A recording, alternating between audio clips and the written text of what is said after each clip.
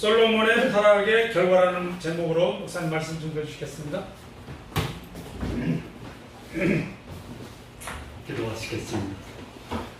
살아계신 하나님 아버지, 오늘 주의 말씀을 통해서 하나님이 기뻐하시는 거룩하고 또 사람을 기히 여기는 그분이 우리의 삶에 적용될 수 있는 귀한 시간 되게 하옵소서.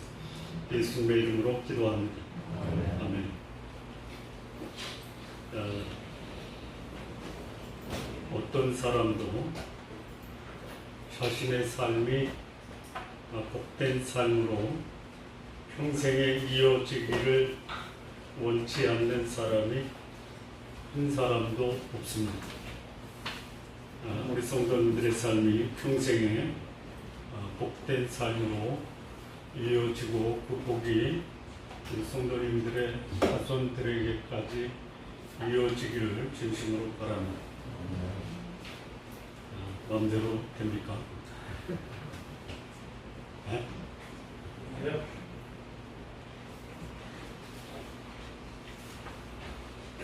이 복이 계속 이어지는 가정과 복을 누리다가도 끊어지고 그 자손에게 가서는 그야말로 부자가 뭐 3대가 못 간다는데 끊어지는 경우 그 근본적인 이유가 뭡니까?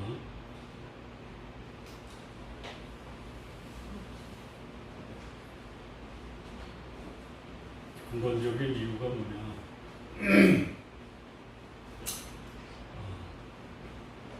성숙하지 못하니까, 소위 말하면 자신의 욕망을 위해서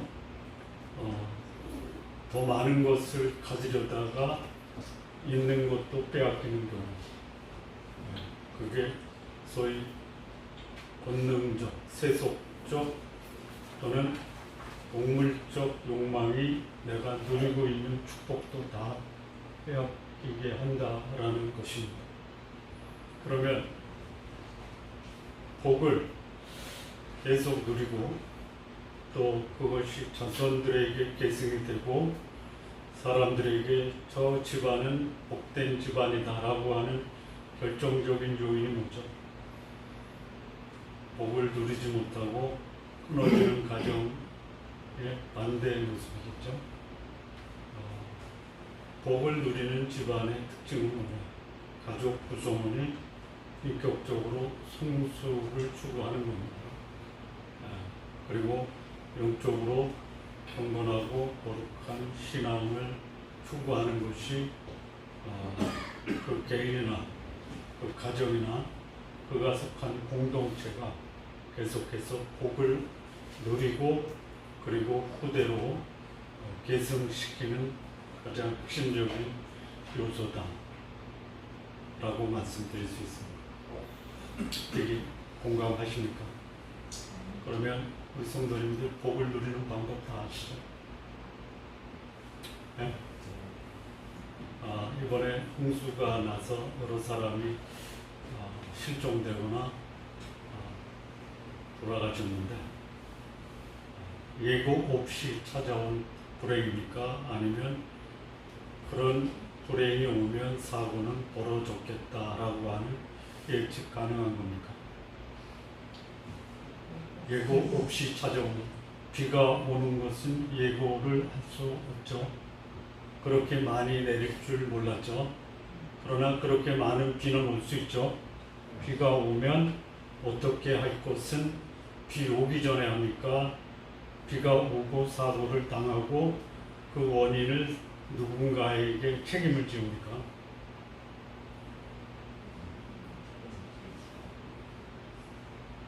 내일이 아니니까 거기에 관심 갖지 않는다.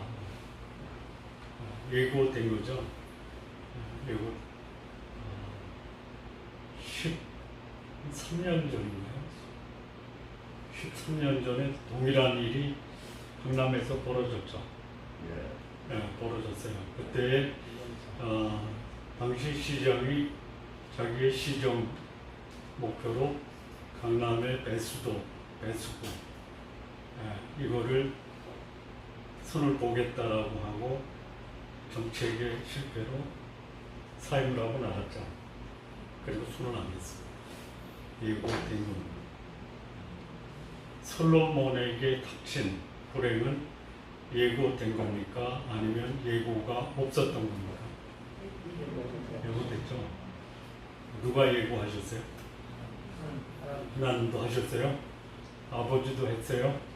그래서 솔로몬은 그 예고된 경고를 백성들에게 본인의 입으로 선포를 했습니다. 여러분, 누가 여러분들에게 경고를 하면 그거를 내 인생을 걸고 그 경고를 명심하고 삶에 적용하고 지키려고 하겠습니다. 누가 하면 하겠어요? 하나님이 하면 하시겠습니까? 하고 계십니까? 안 한다는 거예요. 이게 놀라운 거죠. 자, 말씀을 듣고 순종하는 게 놀랐습니까? 말씀을 듣고 순종 안 하는 것이 놀랐습니까? 네? 말씀을 듣고 순종하는 게 놀랐죠.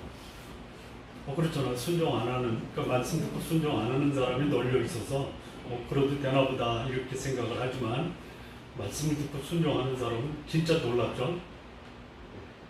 우리 성도님들 놀라운 사람 되시기 바랍니다.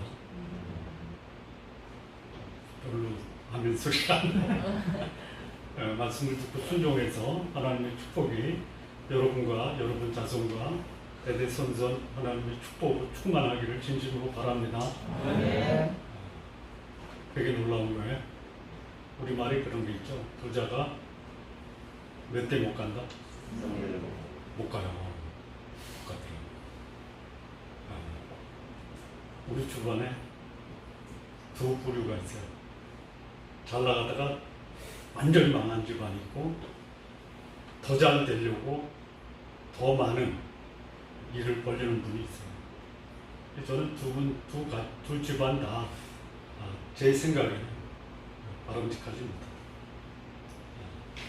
그러니까 예고 없이 찾아오는 불행이 아니라 저러면 불행이 올 텐데 그걸 지키기 위해서 또 다른 것을 행한다. 또 어떤 폭삭 망한 우리 집안 가정은 더 늘리려다가 본인이 늘리려고 하는 것을 제대로 지키지 못하고 다른 완전히 저는 그 두 집안을 보면서 그냥 소박하고 검소하고 있는 곳에 만족하고 감사하면서 살자라는 생각을 했습니다. 거룩하고 경건한 게 오염되고 부패하는 것보다 훨씬 더 복입니다.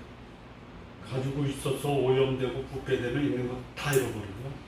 없어도 거룩하고 경건하게 되면요, 지금 누리고 있는 것은 늘어나면 늘어났지 줄어들지 않습니다. 진정한 복은 뭐다? 하나님의 말씀과 윤리와 교례를 따라서 순종하는 거룩하고 인간관계 원만하게 하는 게 최고의 복. 자,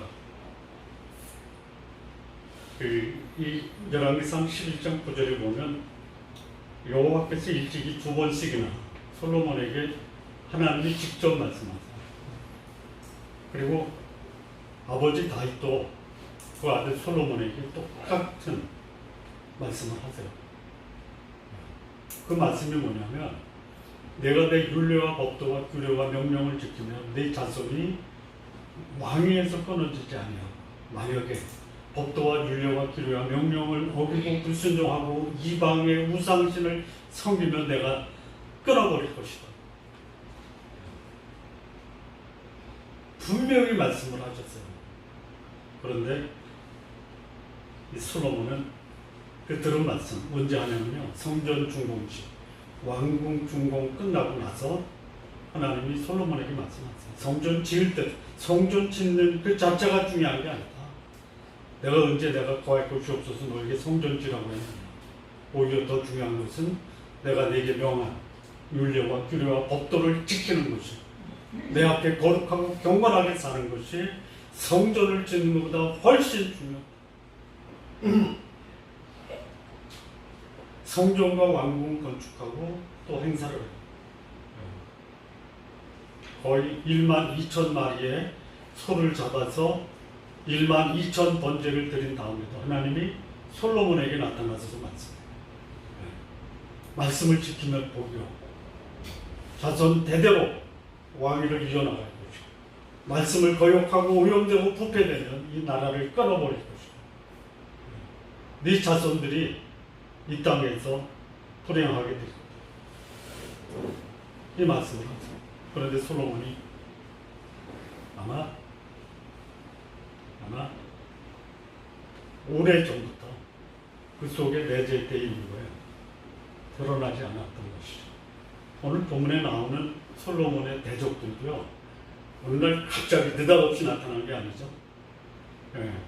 그 반역과 배반과 또 그 소위 혼란의 시작이 오래전부터 있었어요. 저는 솔로몬도 그렇다라고 봐요.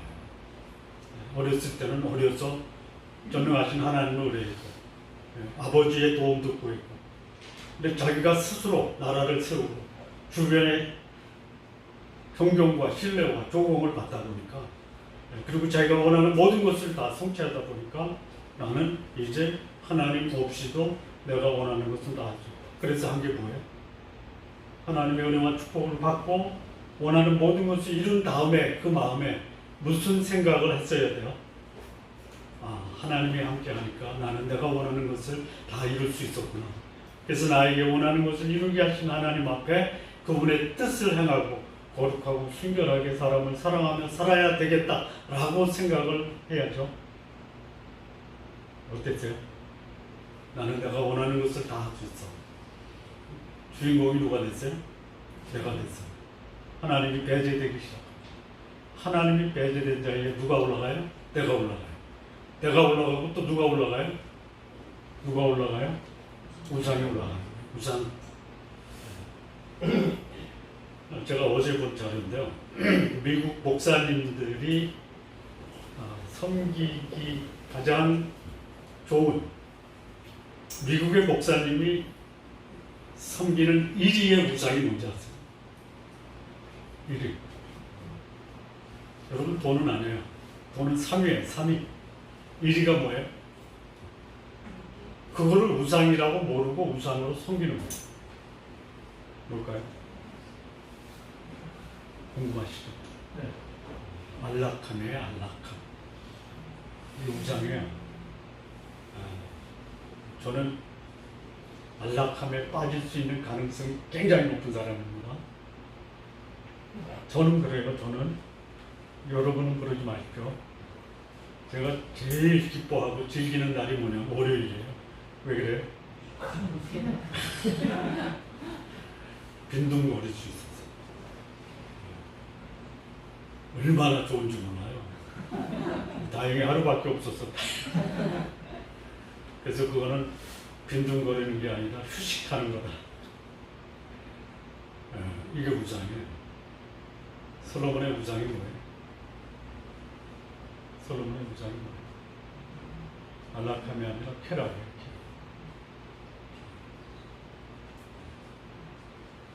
안락한 집도 줬어요. 자기의 이름을 빛낼 수 있는 성전도 줬어요.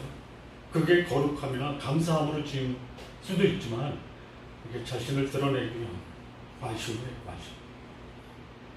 그리고 이 관심, 쾌락, 이것을 마음껏 누리기 위해서 한 행동이 뭐냐면 무려 1000명의 아내를 준 거예요. 1000명의 아내를 두면 쾌락을 누리고 안락할 수 있습니까?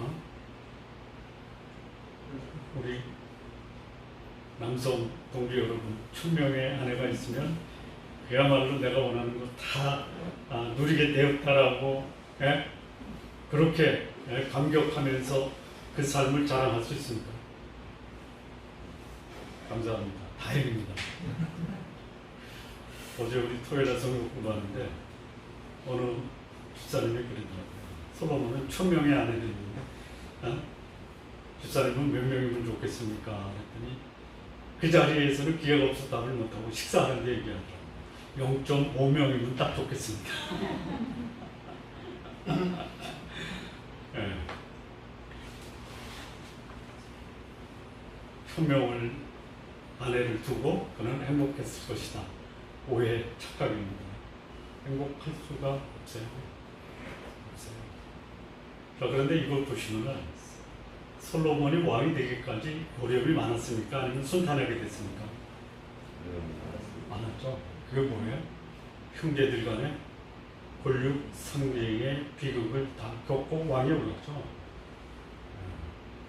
본인 스스로 능력으로 올라갑니까? 아니면 주변 사람들이 솔로몬을 왕에 올리도록 돕습니까? 네? 아버지가 돕죠. 어머니가 돕죠. 나단이 돕죠. 그리고 왕이 될 수 있는 형제들은 자중질환으로 서로 싸우고 죽이죠. 그리고 마지막에 남았던 아도니아는 자력으로 임금이 됐다가 반역으로 몰려서 솔로몬에 의해서 처형당하죠. 솔로몬이 거기서 배운 게 뭐예요?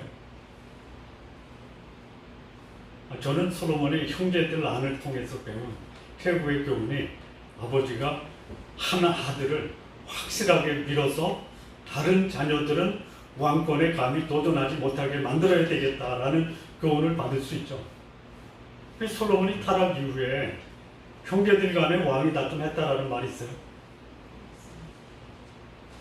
1000명의 아내들 사이에 갈등이나 반목이나 대립이나 자기 아들을 왕위에 세우기 위해서 음모를 벌였다라는 기록이 있습니까? 없습니까?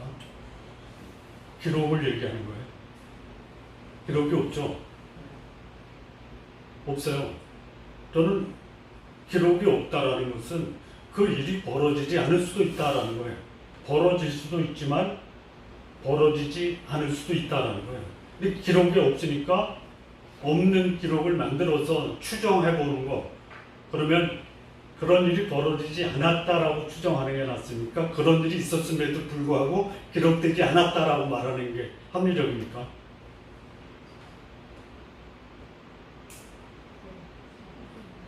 이런 질문들이니까 그 없는 기록에도 없는 걸 왜 말해가지고 신경 쓰게 하느냐? 저는 없었다라고 봐요. 왜 그러냐? 르호보암이라는 솔로몬의 아들이 강력한 왕권을 행사하거든요. 어느 정도 하냐면요, 내 아버지는 채찍으로 내 백성을 다스렸지만 나는 정갈로 하겠다 할 정도로 강력한 왕권을 행사하려고 했지만 백성들이 거절하죠. 그렇잖아요. 나라가 나눠진 거예요. 이런 집안이 된 거예요. 솔로몬의 가문에서. 강력한 왕권을 행사할지 모르지만 백성들의 동의를 받지 못했다. 그래서 솔로몬은 거룩함을 상실하고 나라도 갈라지고 백성들도 잃어버리고, 이게 솔로몬이 하나님 앞에서 거룩하지 못한 오염과 타락된 삶의 핵심입니다. 타락하면 어떻게 된다? 주신 축복을 다 잃어버린다. 없는 상태에서 거룩한 삶을 사는 것이 복 들어오는 비결이고요. 복을 누렸기 때문에 하나님을 외면하고 거절하면 있는 복도 다 잃어버릴 수 있다. 우리 성도님들 거룩하게 사시면서 복이 점점 늘어나기를 바랍니다. 아멘. 지금은 부족해도 거룩함은 결코 놓치지 말라. 아멘. 자, 여기 솔로몬이 타락한 타락의 내용이 뭐냐면 하나님을 버리고 우상을 섬기고, 그리고 우상을 섬기는 여인 데려온 거예요. 그 우상을 섬기는 아내들이 뭐 했냐면 자식을 잡아서 바치는 이런 그야말로 참혹한 우상 숭배를 합니다. 그리고 백성들을 고욕과 무거운 짐을 지게 한 거예요. 자, 솔로몬의 타락의 내용은 뭐예요? 하나님을 버린 것과 백성을 혹사시킨 거예요. 이거 신앙생활의 정반대입니다. 바람직한 신앙생활의 모습은 뭐냐? 하나님 앞에서 거룩하고 경건한 거예요. 그리고 사람을 귀히 여기는 거예요. 무거운 짐을 덜어주는 거예요. 그런데 솔로몬이 그 일을 행했고 그의 아들 르호보암은 한 수 더 떴다. 그 나라가 무너질 수밖에 없는 거예요. 자, 하나님이 그래서 솔로몬에게 내린 그 타락의 결과가 뭐예요? 보겠어요? 네? 하나님이 전에 이미 솔로몬의 아버지 다윗에게 네 아들에게 전하라고 주신 말씀이 있어요. 그게 뭐냐면 사무엘하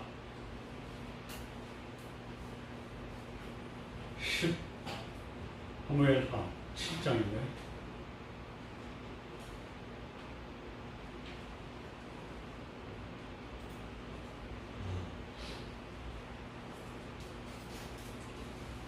사무엘하 몇 장입니까?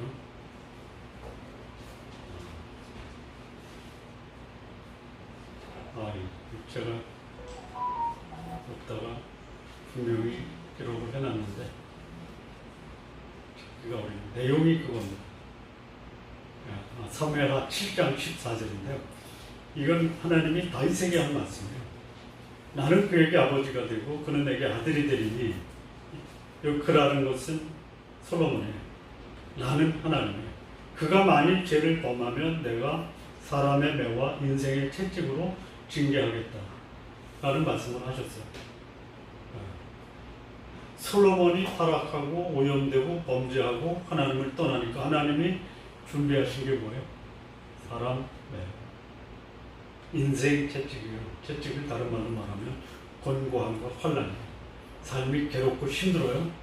그리고 삶이 괴롭고 힘드는 그 원인은 뭐냐? 사람이에요. 여러분, 먹는 게 부족하면 부족한 대로 살 수 있죠.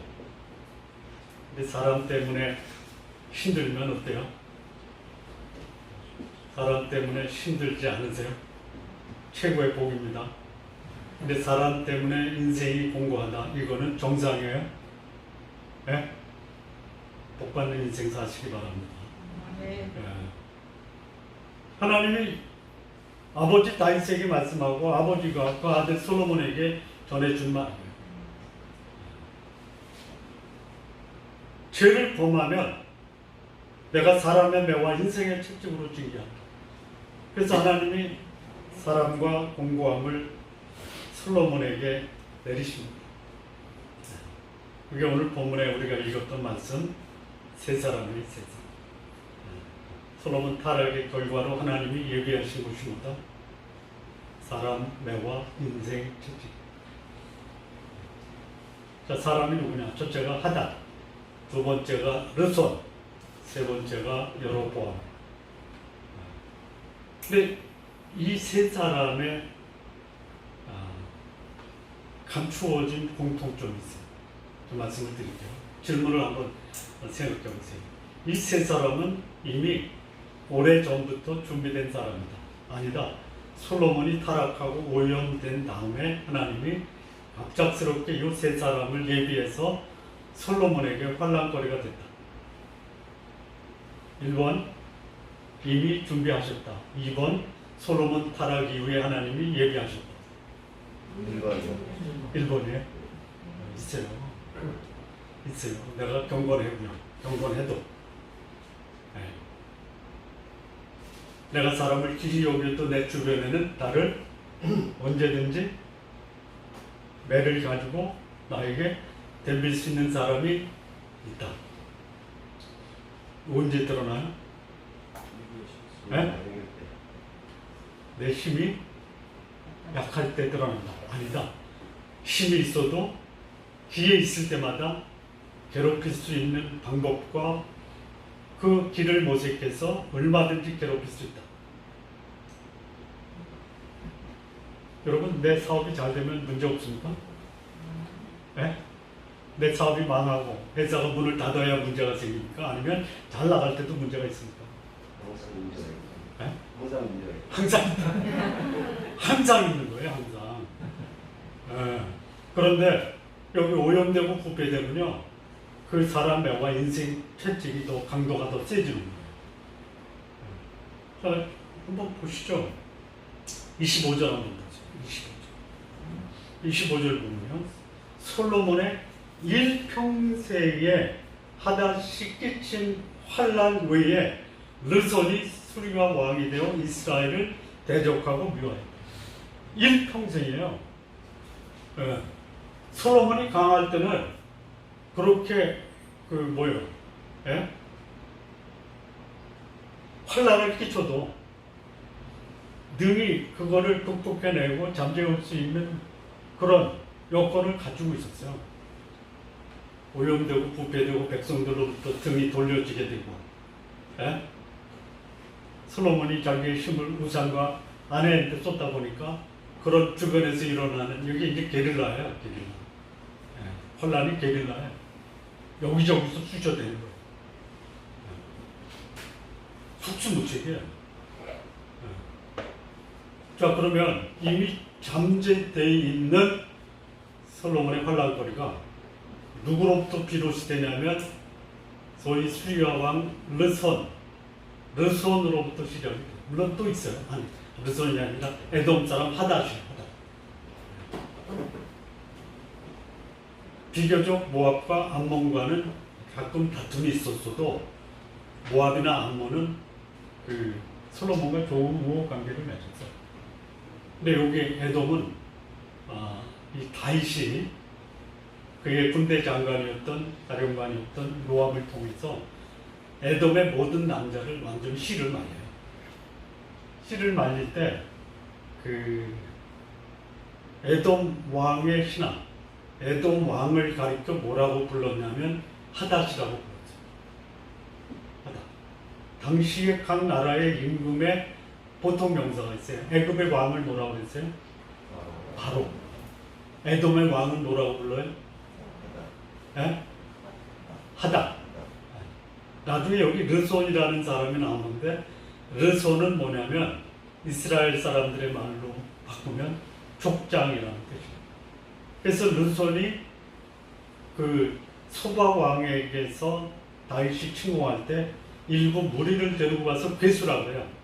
그러니까 족장 괴수인데 요 르손이 세력이 커지니까 수리와 왕이 돼. 수리와 왕. 예, 그래서 이제 성경학자들은 요 르손을 가리켜 후에 아람의 왕이 된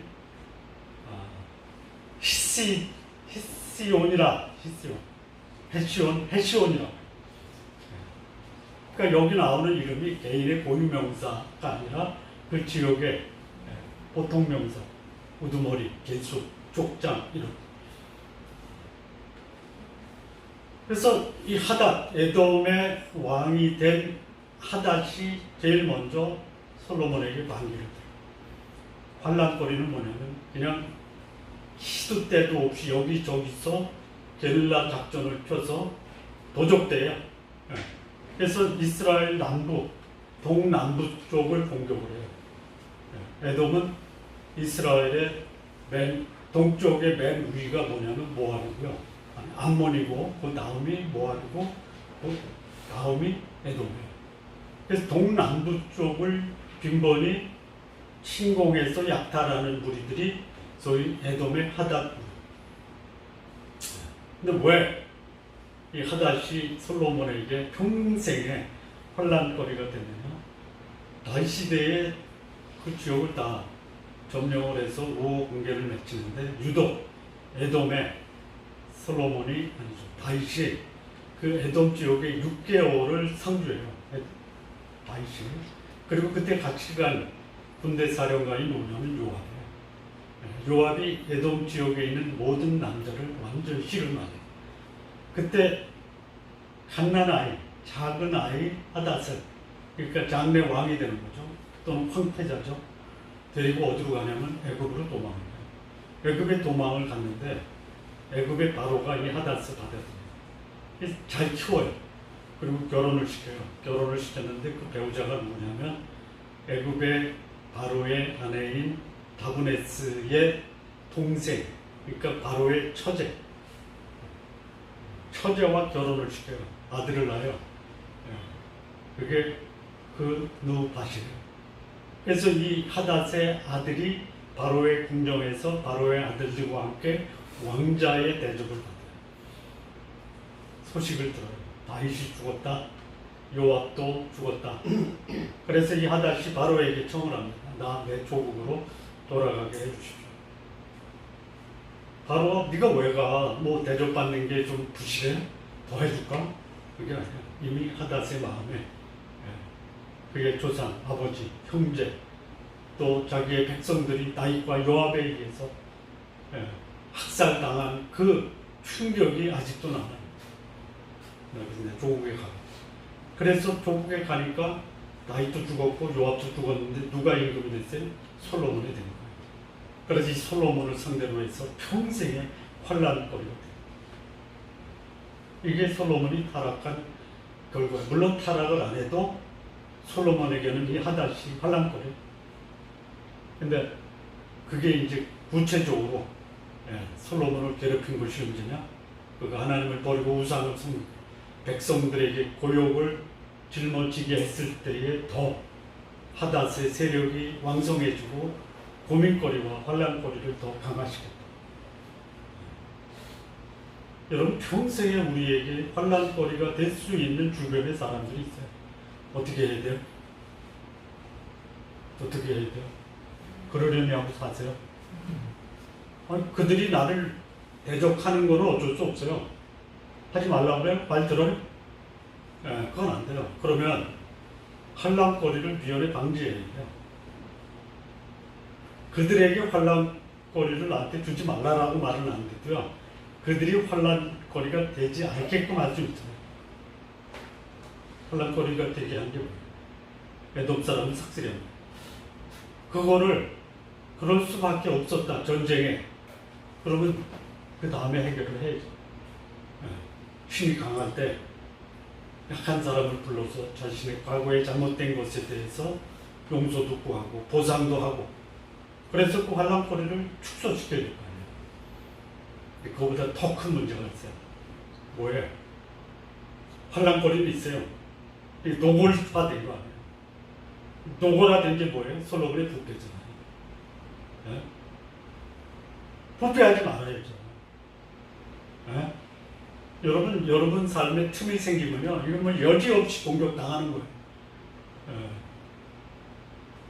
틈을 주지 마십시오. 사단이요, 우는 사자처럼 두루 다니면서 산길자를 탔는데요, 거기 하나님의 자녀들도 사단의 공격에서 예외가 되지 않는다. 틈 주지 마십시오. 어떻게 하는 거예요? 거룩하게 사는, 경건하게 사는 거예요. 사람 귀하게 여기는 거예요. 실수해서 다른 사람에게 상처를 줘도 이 상처를 아물게 할 수 있는 사후 조치를 할 수 있어요. 솔로몬이 그걸 안 하고 다 하는 거예요. 두 번째 나오는 솔로몬의 그 소위 대적하고 미워했다.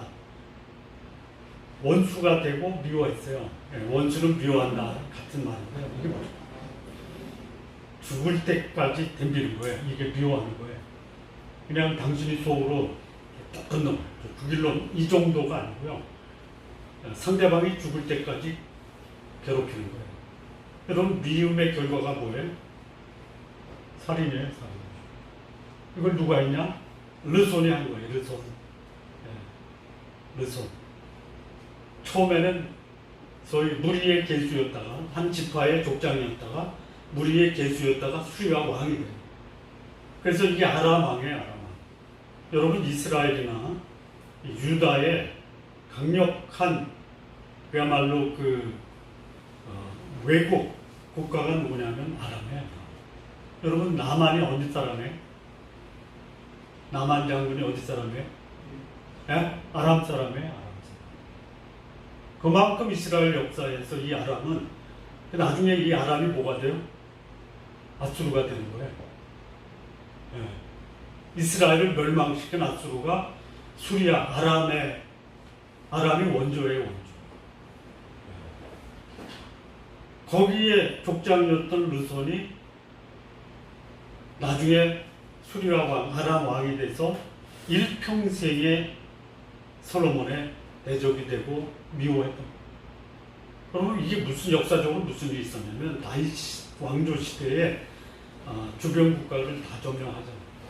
근데 이 소위 이 아람 족속의 도시 국가들이 많아요.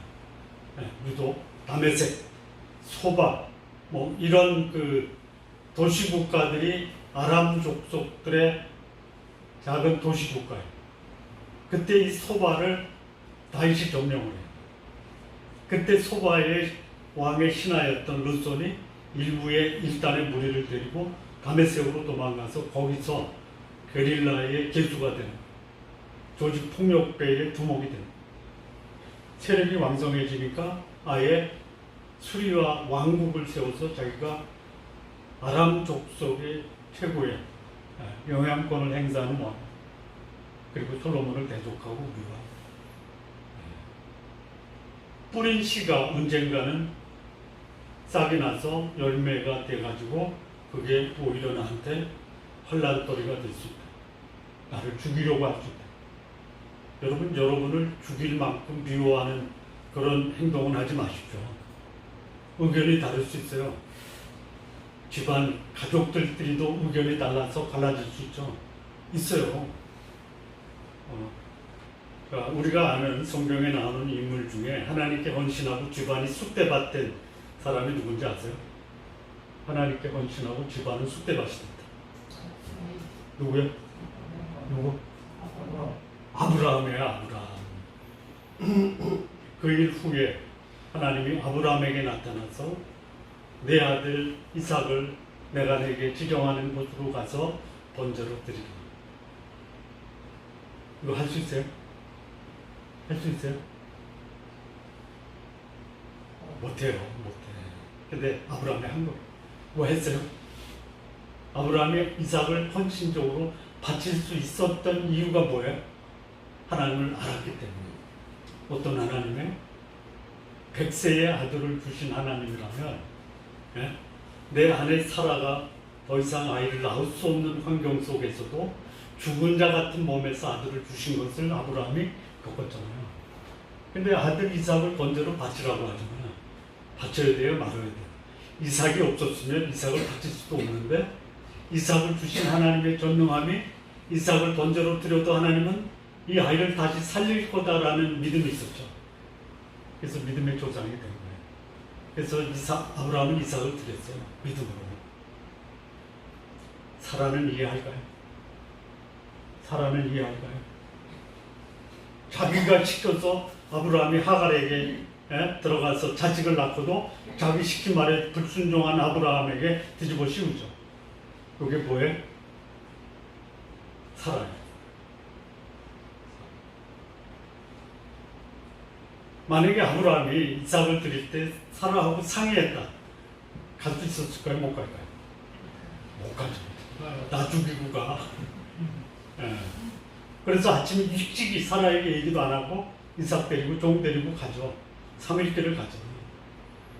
아침에 일어나 보니까 아들도 없고 자기 남편도 없어요. 어떻게 됐을까요? 사라가.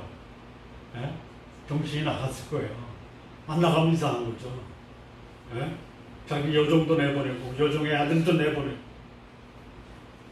아브라함을 통해서 안 보여요.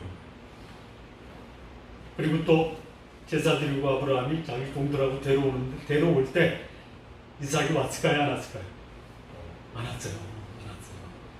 말씀을 잘 보면요, 종들과 함께 돌아왔다고 그래요. 네.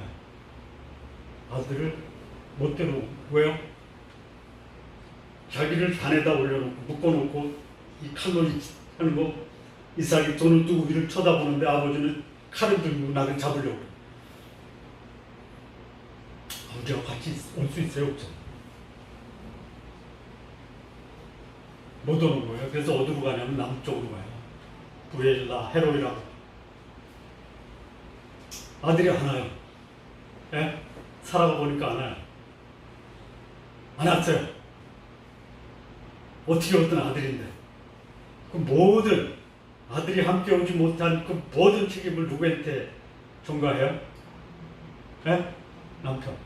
남편하고 살 수 있어요? 없어요? 어디로 가요? 사람은 헤브론으로 가요. 아브라함 보에세바, 아들은 부엘라 헤로이, 아내 사라는 헤브론.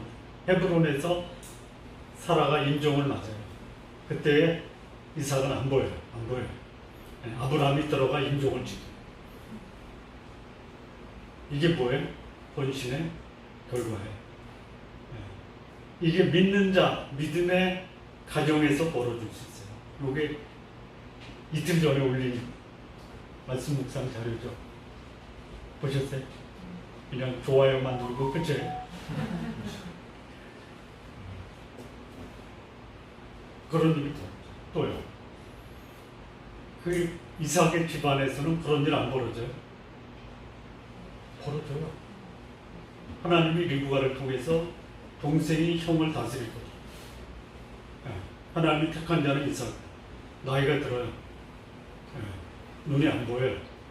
아버지가 에서를 불러서 별미를 만들어 와라. 내가 마음껏 축복하고. 그 얘기를 리브가가 들어요.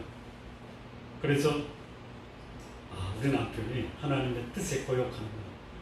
그러면 하나님의 방법으로 남편의 생각과 결정을 바꾸게 해줘야죠.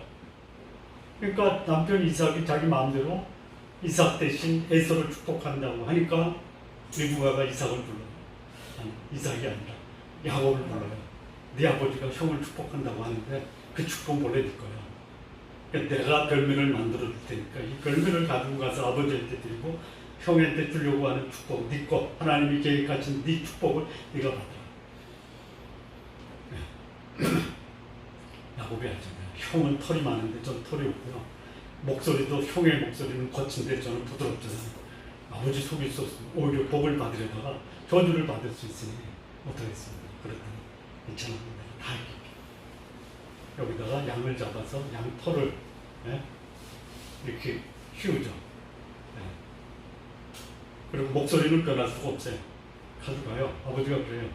야, 네 몸을 만져보니까 에서는 맞는데 목소리는 야곱인데. 그랬더니 아닙니다. 아버지 제가 에서입니다. 복 주십시오. 그 복을 가르치죠. 아버지는 하나님의 뜻을 저버리고 자기 임의대로 축복을 하려고 하고, 어머니는 하나님의 방법이 아닌 자기의 방법으로 축복을 되돌리려고 하고, 아들은 축복을 위해서 거짓말과 가면과 변장을 하고, 그 축복을 빼앗긴 아들은 자기 축복을 빼앗은 동생을 죽이려고 하고, 그래서 급기야 도망가죠. 이게 어느 집안에서 벌어진 일이에요? 지금도 벌어질 수 있죠.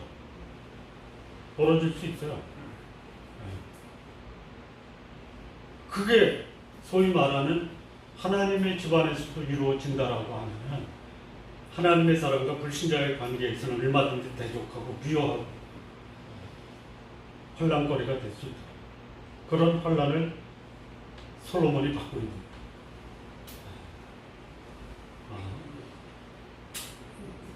제가 이 말씀을 통해서 이것을 이제 이렇게 이해하고 인식하고 그럴 수도 있다라고 생각하니까요. 제가 여기서 할 일이 뭐예요? 제가 제 집안에 그런 일이 벌어질 때 제가 어떻게 해야 돼요? 어떻게 해야 돼요? 어떻게 해야 돼요? 너희에게 인내가 필요하면 너희가 하나님의 뜻을 향하는 의 약속을 받고 애통하는 심정으로 인내하면서 하나님의 때를 기다리는 수밖에 없다. 솔로몬에게 이런 하나님의 뜻을 거역하고 불경건하고 오염되고 부패되니까 주변의 사람들이 들고, 세 번째 일어난 사람이 누구냐면 여로보암이에요. 여로보암이 나중에 북쪽 이스라엘의 10지파를 데리고 이스라엘을 세운 왕, 초대 왕. 우리가 본문에서 읽다시피 시간이 많이 갔죠. 하던 거 맞춰야죠. 네? 하던 거 맞춰도 되겠죠. 에브라임 지파 사람이에요. 부지런한 사람이에요. 그리고 솔로몬이 그를 세워서 요셉 족속의 감독으로 삼은 사람이에요. 무슨 일을 시켰냐면요, 다윗성을 수축하는 일을 시켜요.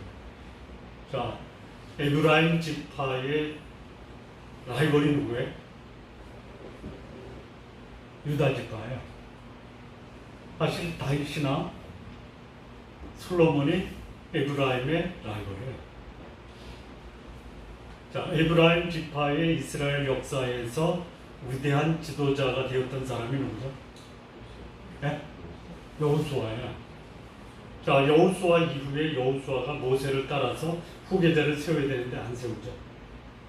후계자가 없어서 안 세웠습니까? 아니면 후계자가 될 사람이 유다 지파와의 라이벌 때문에 안 시켰습니까? 저는 후자라고 봐요. 그 사람이 누구냐면 갈렙과 온니예요. 갈렙과 온니엘이 유다 지파예요. 여호수아는 에브라임 지파예요.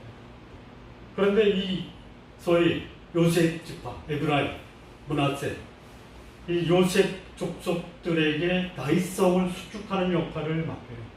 이게 뭐 하는 거예요? 요즘 말로 말하면 뭐예요? 예? 제가 그 말을 해야 돼. 우리 지파와 족속을 무시하는 행동이죠. 요거를 요즘 말로 하면 뭐예요? 예? 내가 해야 돼. 엿먹이는 거예요. 예? 아, 그렇잖아요. 예. 근데 이 여로보암이 부지런했어요. 그래서 부지런히 일하는 여로보암을 보고 솔로몬이 세워요. 근데 이미 그때는 솔로몬이 부패해서 이 백성들의 마음이 떠났어요. 여로보암이 일을 마치고 돌아가는 길에 한 선지자가 여로보암에 나타나요. 아히야라고 하는 선지자. 불러요. 데리고 어디로 가냐면 아무도 없는 데로 가요. 들로 갔다 그래. 들에 가서 이 아히야가 새 옷을 입었는데 옷을 벗어요. 그리고 그걸 12조각으로 찢어가지고 그거를 10조각을 에브라임 여로보암에게 줘요. 그러면서 하는 말이 내가 이스라엘을 찢어서 10지파를 너에게 준다. 그 이유는 뭐냐? 솔로몬이 소위 시돈의 아스타르, 암몬의 밀국, 모압의 그노스, 우상을 섬기고 자식들을 불에 태워주겠다. 도저히 솔로몬에게 이 나라를 맡길 수 없다. 그런데 나중에, 그러니까 자 여기서 질문을 드릴게요. 솔로몬이 처음부터 여로보암이 반역할 것을 알았지만 그를 요셉 족속의 감독으로 세웠다. 아니다. 나중에 솔로몬이 여로보암이 아히야에게 의해서 10지파를 다스릴 것을 듣고 누군가 와서 솔로몬에게 얘기했기 때문에 여로보암을 죽이려고 하니까 여로보암이 애굽으로 도망갔다. 어떤 거예요? 어떤 거예요? 잘 모르겠다. 예, 제가 이걸 가지고 이제 여러 자료를 보니까요. 여로보암의 부지런함을 솔로몬이 알았기 때문에 그를 요셉 지파의 감독으로 세웠어요. 그런데 아히야와 여로보암이 얘기하는 것을 누군가가 듣고 솔로몬에게 밀고 했더니 잠재적 나의 대적이다. 그래서 죽이려고 하는데 여로보암이 솔로몬이 자기를 죽인다라는 말을 또 듣고 애굽으로 도망갔어요. 솔로몬의 악종이 당시에 소문이 났어요. 그래서 솔로몬이 죽어요. 그 아들 솔로몬의 아들 르호보암이 왕에 올랐다 라는 소식을 듣고 여로보암이 애굽에서 와요. 그리고 백성들을 모아요. 내가 어떻게 할까 그랬더니 노인들은 선정을 베풀어라. 젊은이들은 아니다. 아버지가 채찍으로 했다면 이제는 전갈로 하라. 악행을 하라. 거기에 주동을 쳐서 10지파가 솔로몬을 배반해요. 거기에 주동자가 누구냐? 여로보암. 안팎의 사람 막대기와 인생 채찍으로 솔로몬을 괴롭힌 이유가 뭐예요?